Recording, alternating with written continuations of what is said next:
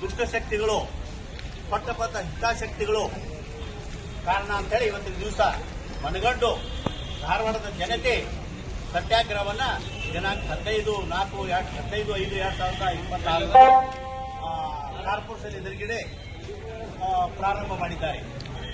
ಇವತ್ತಿನ ದಿವಸ ಅದಲ್ಲದೆ ನಾನು ಧಾರವಾಡ ವಕೀಲರ ಸಂಘದಲ್ಲಿ ಸಭೆ ಮಾಡಿ ರೆಸಲ್ಯೂಷನ್ ಮಾಡಿ ಧಾರವಾಡ ಪ್ರತ್ಯೇಕ ಮಹಾನಗರ ಪಾಲಿಕೆಗೆ ಆಗಬೇಕು ಅಂತ ಹೇಳಿ ಒಂದು ನಿರ್ಣಯವನ್ನು ಕೈಗೊಂಡಿದ್ದು ಇವತ್ತಿನ ದಿವಸ ಧಾರವಾಡ ವಕೀಲರ ಸಂಘ ಅವತ್ತು ಆ ಸತ್ಯಾಗ್ರಹದಲ್ಲಿ ಭಾಗವಹಿಸಲು ನಾವೆಲ್ಲ ತೀರ್ಮಾನ ಮಾಡಿದ್ದೇವೆ.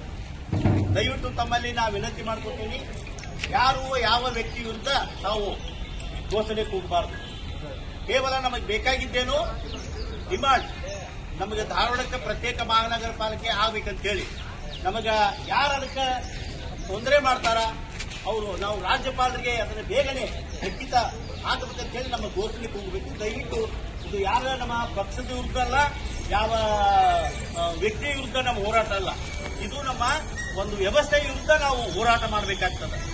ಅದಕ್ಕೆ ದಯವಿಟ್ಟು ಆ ಥರ ಯಾವ ವ್ಯಕ್ತಿಯ ವಿರುದ್ಧ ಆಗಲಿ, ಒಂದು ಪಕ್ಷದ ವಿರುದ್ಧ ಆಗಲಿ ಅಥವಾ ವಿರುದ್ಧ ದಯವಿಟ್ಟು ಘೋಷಣೆ ಮಾಡಬಾರ್ದು. ನಮಗೆ ಧಾರವಾಡ ಮಹಾನಗರ ಪಾಲಿಕೆ ಪ್ರತ್ಯೇಕ ಆಗಬೇಕು, ಅದಕ್ಕೆ ಬೇಗನೆ ಗವರ್ನರ್ ಸಹಿ ಹಾಕಬೇಕಂತ ಹೇಳಿ ನಾವು ದಯವಿಟ್ಟು ಘೋಷಣೆ ಹೇಳಿ ತಮ್ಮಲ್ಲಿ